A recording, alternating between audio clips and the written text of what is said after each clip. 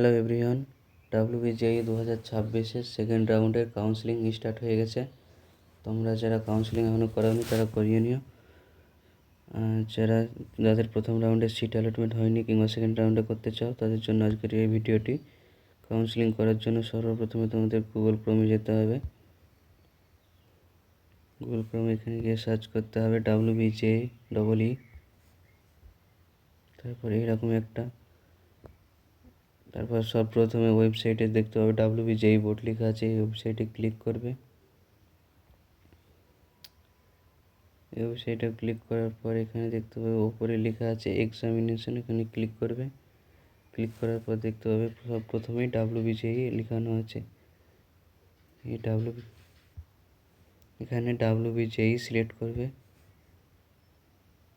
Select করার পর WBJEE official website খুলে যাবে।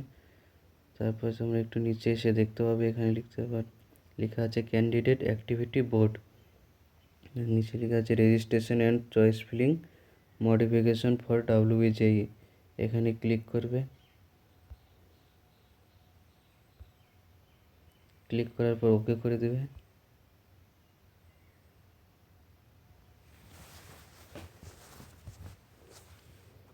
ওকে করার পর এরকম একটা পেজ খুলে যাবে। তারপর এখানে দেখতে পাচ্ছ সর্বপ্রথমে লিখতে হবে। তার আগে বলি যারা ফার্স্ট রাউন্ডে কাউন্সেলিং করাওনি তাদেরকে সব নিচে গিয়ে নিউ ক্যান্ডিডেট রেজিস্ট্রেশনে ক্লিক করে রেজিস্ট্রেশন করিয়ে 500 টাকা ফিস পেমেন্ট করিয়ে তারপর এখানে আসতে হবে। আর যারা প্রথম রাউন্ডে কাউন্সেলিং করিয়েছিলে তারা এখানে লিখবে টাইপ অফ রেজিস্ট্রেশন, সিলেক্ট করবে। এখানে কোন এক্সামের ভিত্তিতে তুমি কাউন্সেলিং করাচ্ছ সেটা সিলেক্ট করবে, যা JEE মেন নাকি JEE মেন এবং WBJEE বোথ, অথবা শুধুমাত্র JEE মেনের অথবা শুধু WBJEEর ভিত্তিতে তোমরা কাউন্সেলিং করাতে চাও। আমি যেহেতু WBJEEর জন্য করাবো সেই জন্য WBJEE র্যাঙ্কের ভিত্তিতে 3 নম্বরটা সিলেক্ট করে নেব। 3 নম্বরটা সিলেক্ট করার পর এখানে তারপর তোমাকে WBJEE রোল নম্বর দিতে হবে, পাসওয়ার্ড দিতে হবে এবং সিকিউরিটি পিন দিতে হবে। তারপর সাইন ইন করে নিতে হবে। রোল নাম্বার এবং পাসওয়ার্ড দেওয়ার পর এখানে সিকিউরিটি পিনটা এন্টার করবে।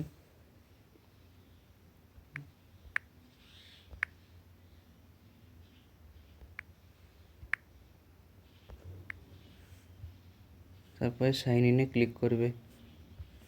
সাইন ইনে ক্লিক করার পরে এরকম একটা পেজ খুলবে। এখানে দেখতে পাচ্ছ OTP চাইবে। তুমি মোবাইল নাম্বারের মাধ্যমে অথবা ইমেল আইডির মাধ্যমে যে কোনো একটির মাধ্যমে সিলেক্ট করে নেবে। তারপর সেন্ড OTPতে ক্লিক করবে। 6 নম্বরের OTP দিয়ে তারপর লগ ইনে ক্লিক করবে। তারপর এরকম একটা পেজ খুলে যাবে এবং যারা প্রথমে কাউন্সেলিং করেছে তাদের একটা লেখা দেখাবে যে তুমি কি ফ্রেশভাবে রেজিস্ট্রেশন করাতে চাও। ওখানে ইয়েস ক্লিক করতে হবে এবং নিচে পাসওয়ার্ডটা দিয়ে ওকে করে নিতে হবে।